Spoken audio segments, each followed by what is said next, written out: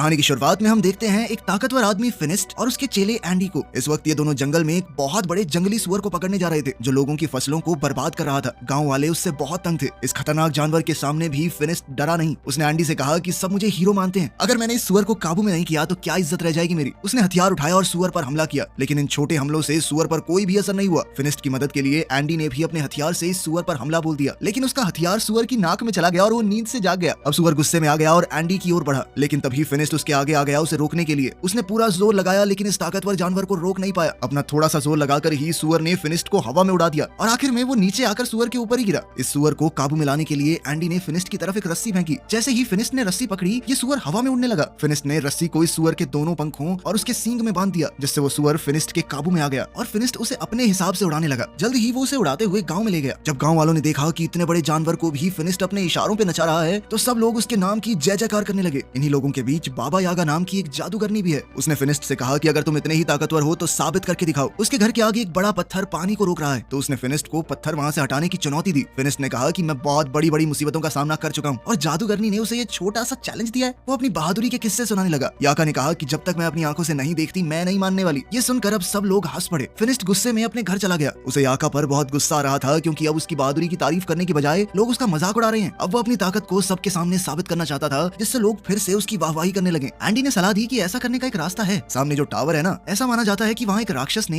एक बेहद खूबसूरत लड़की को कैद कर रखा है और वो लड़की एक राजकुमारी है। अगर तुमने उस राक्षस को मारकर राजकुमारी को आजाद कर दिया तो पूरी दुनिया में तुम्हारा नाम गूंजेगा। फिनिस्ट ने तय कर लिया कि वो इस राक्षस से जरूर लड़ेगा। रात होते ही फिनिस्ट और एंडी उस टावर की ओर निकल पड़े। वहां पहुंचकर उसने देखा कि यहाँ पहले से ही कुछ योद्धा इस राक्षस को हराने आए थे, लेकिन वो लोग मशहूर होने यहाँ नहीं आए। वो तो राजकुमारी को बचाकर उससे शादी करना चाहते हैं। उन सब ने फिनिस्ट से पूछा कि अगर उन्होंने मिलकर राक्षस को हरा दिया तो राजकुमारी किसे मिलेगी। इस बात पर फिनिस्ट ने कहा कि मुझे नहीं चाहिए ये राजकुमारी, मैं तो बस यहाँ पे नाम कमाने आया हूँ। अलग जाकर फिनिस्ट ने एंडी को बताया कि वो उस राक्षस को अकेले मारना चाहता है, इसीलिए वो सुबह का इंतजार नहीं करेगा। ये कहकर वो टावर के अंदर खिड़की से चला गया। वहाँ पहुंचते ही फिनिस्ट को वो खूबसूरत राजकुमारी मिली। उसने फिनिस्ट से कहा कि क्या तुम भी मरने के लिए आए हो। फिनिस्ट ने कहा कि मैं तुम्हें बचाने आया हूँ। ये सुनकर लड़की भाग के अंदर चली गई। उसे रोकने के लिए फिनिस्ट ने उसका हाथ पकड़ लिया। राजकुमारी ने अपना हाथ छुड़ाया और एक पिलर के पीछे चली गई। तभी पीछे से एक सांप ने फिनिस्ट पर हमला कर दिया। फिनिस्ट इस सांप से लड़ने लगा। तभी फिनिस्ट को समझ आया कि ये कोई आम सांप नहीं है, बल्कि उस राक्षस की पूंछ है जिससे लड़ने वो यहाँ आया है। ये देखकर उसने पहले तो राक्षस पर खूब हमले किए, लेकिन जब कोई वार काम नहीं आया तो फिनिस्ट ने उस राक्षस की दुम यानी उसके सांप वाले मुंह को हाथ में पकड़ लिया और अपनी पूरी ताकत से इस सांप के मुंह को चीरने की कोशिश की। लेकिन जैसे ही फिनिस्ट ने उसका मुंह अपने हाथों से खोला, सांप ने फिनिस्ट की आंखों में थूक दिया और अब फिनिस्ट को नजर आना बंद हो गया। वो अंधा हो गया। अंधा होने पर भी फिनिस्ट ने हार नहीं मानी और अपने पैर से टटोल कर अपना हथियार ढूंढ लिया। अब फिनिस्ट ने दोबारा उस राक्षस पर हमला किया, लेकिन वो राक्षस गायब हो गया। फिनिस्ट ने इतने हमले किए कि टावर टूटने लगा। टावर टूटने के शोर से सभी योद्धा भी जाग गए। वो सभी टावर से गिर रहे मलबे के पास आए। इन योद्धाओं को ना राजकुमारी दिखी ना ही राक्षस, बस दिखा तो मलबे के नीचे दबा हुआ फिनिस्ट, जो धीरे धीरे उठ रहा था। जब एंडी को पता चला कि फिनिस्ट अपनी आंखें खो चुका है, तो वो उसे वहां से ले जाकर घर छोड़ आया। फिनिस्ट अपनी आंखों को खोकर बहुत गुस्से में था। वो बहुत चिड़चिड़ा हो गया था। उसकी ये हालत एंडी से देखी नहीं गई। एंडी मदद के लिए बाबा यागा के पास गया। उसने बाबा यागा को सब कुछ बताया कि फिनिस्ट के साथ क्या हुआ, लेकिन बाबा यागा ने मदद करने से साफ मना कर दिया, क्योंकि जब वो मुसीबत में थी तो फिनिस्ट ने भी उसकी मदद नहीं की थी। ये बात जब फिनिस्ट को पता चली तो वो बहुत उदास हो गया। इसी तरह वक्त गुजरता रहा। अब एंडी ने भी फिनिस्ट के पास आना बंद कर दिया था। वो अपने सारे काम बहुत मुश्किल से कर पाता। बाहर जाकर खाने पीने का सामान खरीद कर लाता, लेकिन बच्चे उसके फल चुरा लेते। अब उसके पैसे भी खत्म होने वाले थे। एक दिन एंडी फिनिस्ट के घर आया तो उसने गुस्से में एंडी से कहा कि उसके पास एंडी के लिए कोई काम नहीं है, तो तुम एक काम करो, कुछ और ढूंढ लो। ये सुनकर एंडी वहां से चला गया।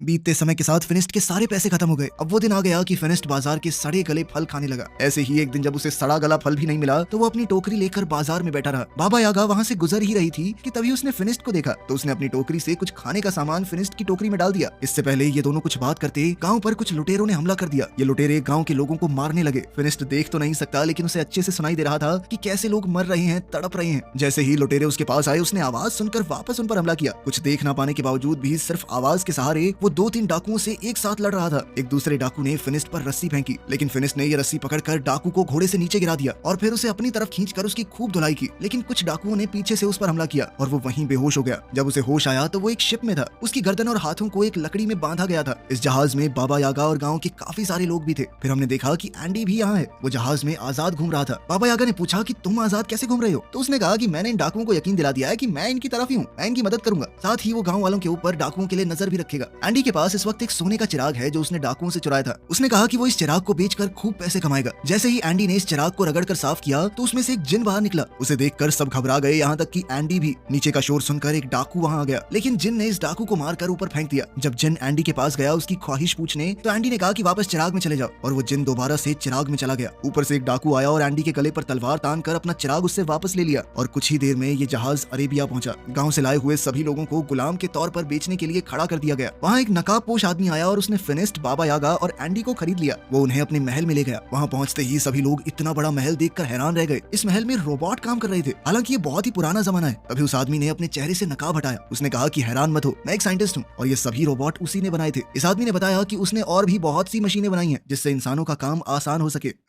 फिनिस्ट ने इस आदमी को अपनी कहानी बताई कि कैसे वो पहले एक बहुत ताकतवर योद्धा था और अंधा होने के बाद उसकी जिंदगी नर्क हो गई। साइंटिस्ट ने कहा कि मैंने तुम्हारे और बाबा यागा के बारे में सुना है। ये आदमी गुलामों को खरीद कर उन्हें आजाद कर देता है। जैसे ही खाने का वक्त हुआ, साइंटिस्ट ने अपने रोबोट से खाना मंगवाया। ये देखकर तो सब लोग बहुत इंप्रेस हो गए। इन सबको लगा कि ये कोई जादू है, लेकिन साइंटिस्ट ने बताया कि ये कोई जादू वादू नहीं है, मैं पिछले 500 साल से इनके ऊपर काम कर रहा हूँ। ये सुनकर यागा हैरान हो गई और कहा कि तुम 500 साल से इतने जवान कैसे हो। इस पर साइंटिस्ट ने कहा कि मैंने एक ऐसा केमिकल तैयार किया था जिसे पीकर लोग हमेशा के लिए जवान बने रह सकते हैं। अब वो उन तीनों को अपनी लैब दिखाने ले गया। वहाँ जाकर फिनिस्ट ने पूछा कि तुमने ये केमिकल कैसे तैयार किया और क्या उसे पीकर मेरी आंखें भी वापस आ सकती हैं। साइंटिस्ट ने कहा कि उससे तो नहीं हो पाएगा, लेकिन मेरे पास एक दूसरी चीज है। उसने फिनिस्ट को एक चश्मा पहनाया जिससे उसे दोबारा सब कुछ दिखने लगा। साइंटिस्ट का मानना था कि साइंस की मदद से कोई भी चमत्कार किया जा सकता है, और जो लोग जादू का इस्तेमाल करते हैं वो दुनिया को नुकसान पहुंचाते हैं, और इन नुकसान पहुंचाने वाली चीजों को खत्म करने के लिए ही उसने एक मशीन बनाई है। अपनी बात को साबित करने के लिए उसने वो चिराग निकाला जो उसने लुटेरों से खरीदा है। यागा ने कहा कि ये खतरनाक हो सकता है, लेकिन साइंटिस्ट रुका नहीं। उसने चिराग को घिसा और उसमें से जिन निकला। उसने अपनी मशीन चला दी जिसने जिन को अपने अंदर खींच लिया, जिसके बाद उसने कहा कि देखा, मेरे आविष्कार ने जीनी को खत्म कर दिया। उसी रात साइंटिस्ट को पता चला कि पास की एक पहाड़ी पर एक राक्षस है जो आम आदमियों को नुकसान पहुंचा रहा है। साइंटिस्ट ने कहा कि उसे तो पकड़ना ही होगा। जब ये बात फिनिस्ट को पता चली कि इस राक्षस का शेर जैसा मुंह है और सांप जैसी दुम, तो फिनिस्ट तुरंत समझ गया कि ये तो वही राक्षस है जिसने उसे अंधा किया था। फिनिस्ट ने साइंटिस्ट से कहा कि मैं भी साथ चलूंगा, मुझे उस राक्षस से बदला लेना है। लेकिन साइंटिस्ट उसकी जान को खतरे में नहीं डालना चाहता। इस पर फिनिस्ट ने कहा कि आपने मेरी मदद की है, इसलिए मैं भी आपकी मदद करूंगा। इसके बाद साइंटिस्ट ने फिनिस्ट को एक गैजेट दिया जिसे अगर राक्षस के पास रखा जाए तो वो खुद ही उसमें कैद हो जाएगा। रात को बाबा यागा इस साइंटिस्ट की लैब में घुस गई। वो यहाँ से उस केमिकल को पीना चाहती थी ताकि वो भी हमेशा जवान रहे, लेकिन साइंटिस्ट ने उसे पकड़ लिया और कहा कि अगर तुम लोग राक्षस को लाने में कामयाब हो गए तो मैं खुद ही तुम्हें उस केमिकल का थोड़ा हिस्सा दे दूंगा। अगले दिन जब वो सभी लोग जाने के लिए तैयार हुए तो साइंटिस्ट ने उन्हें अपनी स्पेसशिप दिखाई जिसकी मदद से वो वहाँ बहुत जल्दी पहुंच सकते हैं। उसने उन सबको उसे चलाना सिखाया। जाने से पहले साइंटिस्ट ने कहा कि मुझे वो राक्षस जिंदा चाहिए। साइंटिस्ट ने फिनिस्ट के हथियार को भी बेहतरीन बना दिया था। अब उसमें एक बटन था जिसे दबाते ही वो सब किया जा सकता है जो एक मामूली हथियार पहले नहीं कर पाता। अब उन्होंने उस उड़न तश्तरी में बैठकर अपना सफर शुरू किया और जल्द ही ये लोग उस पहाड़ी पर पहुंच गए जहाँ वो राक्षस है। काफी देर तक ढूंढने के बाद आखिरकार फिनिस्ट को उस राक्षस के पांव के निशान मिल गए। वो निशान एक गुफा के अंदर जा रहे थे। फिनिस्ट ने साइंटिस्ट की मशीन इस गुफा के बाहर रख दी। फिनिस्ट जानता था कि उसे राक्षस को मारना नहीं है, सिर्फ कैद करना है, इसीलिए वो बड़े आराम से अंदर गया और अपने हथियार से राक्षस को ललकारा और फिर वो बाहर आ गया। जैसे ही वो बाहर आया तो उसका सर एक पेड़ से टकरा गया जिससे वो वहीं पर बेहोश हो गया। राक्षस भी गुफा से बाहर निकल आया। इससे पहले राक्षस फिनिस्ट को कुछ नुकसान पहुंचाता, बाबा यागा ने जल्दी से उस मशीन को एक्टिवेट कर दिया। उस मशीन के अंदर से बहुत सारी चेन बाहर आई और राक्षस को खींचकर अंदर ले गई। फिर यागा ने लिवर दोबारा से दबाया और मशीन बंद हो गई। कुछ ही देर में फिनिस्ट को भी होश आ गया और अब वो सब लोग मिलकर वापसी का सफर करने लगे। सफर बहुत लंबा था, इसीलिए ये लोग रात को बीच रास्ते में ही आराम करने लगे।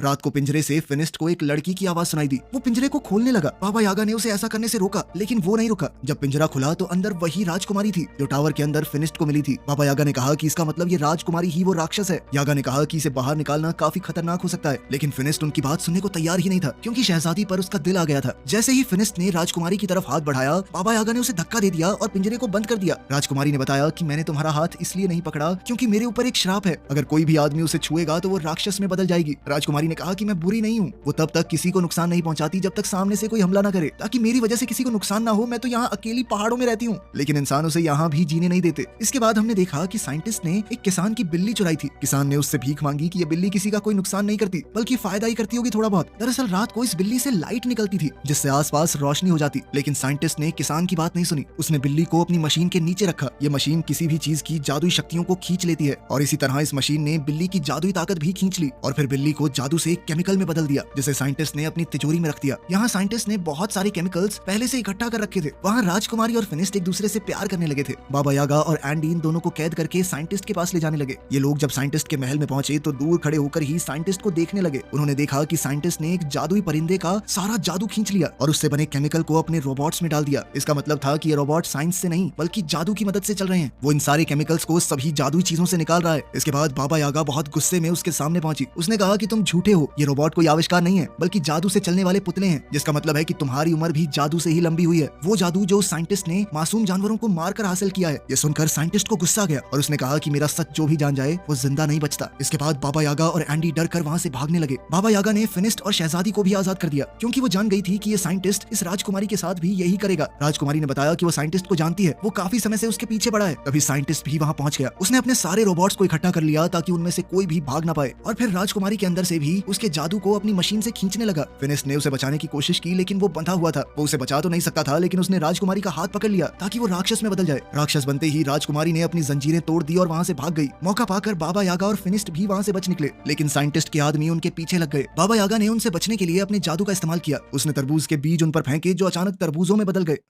साइंटिस्ट ने भी अपना बड़ा रोबोट निकाला। वो किसी भी हाल में फिनिस्ट और बाबा यागा को नहीं छोड़ सकता, क्योंकि वो उसकी सच्चाई जानते हैं। एंडी ने साइंटिस्ट को समझाया कि हमारे पास जितना जादुई केमिकल है बहुत है, लेकिन साइंटिस्ट नहीं माना। वो बड़ा टर्टल रोबोट जब बाहर निकला तो पूरा महल टूट गया। साइंटिस्ट अब इस रोबोट के अंदर बैठकर एंडी के साथ फिनिस्ट और यागा का पीछा कर रहा था। अब वो इन दोनों पर तोप के गोले बरसाने लगा। फिनिस्ट ने यागा से कहा कि तुम इसका ध्यान भटकाओ और मैं इसके ऊपर चढ़कर इसे उल्टा करने की कोशिश करता हूँ, क्योंकि एक बार अगर ये बड़ा सा टर्टल उल्टा हो गया तो सीधा नहीं हो पाएगा। जैसे ही वो रोबोट यागा के सामने आया, उसमें लगी मशीन यागा के अंदर के जादू को खींचने लगी, जिस वजह से यागा बिल्कुल बूढ़ी लगने लगी। ये देखकर फिनिस्ट को बहुत तरस आया, लेकिन जब तक वो साइंटिस्ट का ध्यान भटका रही थी, फिनिस्ट टर्टल के ऊपर चढ़ गया। जब साइंटिस्ट ने ये देखा तो उसने टर्टल के हाथ फैला दिए ताकि वो फिनिस्ट को नीचे फेंक सके। फिनिस्ट तो नहीं गिरा, लेकिन उसका चश्मा गिर गया। अब उसे दिखना बंद हो गया था। बाबा यागा ने जैसे ही ये देखा तो वो फिनिस्ट की मदद करने लगी। उसे बताने लगी कि कैसे लड़ना है, कहाँ जाना है। इतनी ही देर में राक्षस बनी हुई वो राजकुमारी वहाँ आ गई। उसे देखकर साइंटिस्ट डर गया। वहीं फिनिस्ट ने टर्टल के गले में जंजीर बांध दी और उसे उल्टा करने लगा, जिसके बाद टर्टल के अंदर मौजूद सारा जादुई केमिकल नीचे गिरने लगा। साइंटिस्ट ने अपने जादुई पंखों से वहाँ से बच निकलने की कोशिश की, लेकिन उसके जादुई पंखों ने काम नहीं किया और वो नीचे उस जादुई केमिकल में गिरकर मर गया। वहीं फिनिस्ट भी अब थक कर बेहोश हो गया था।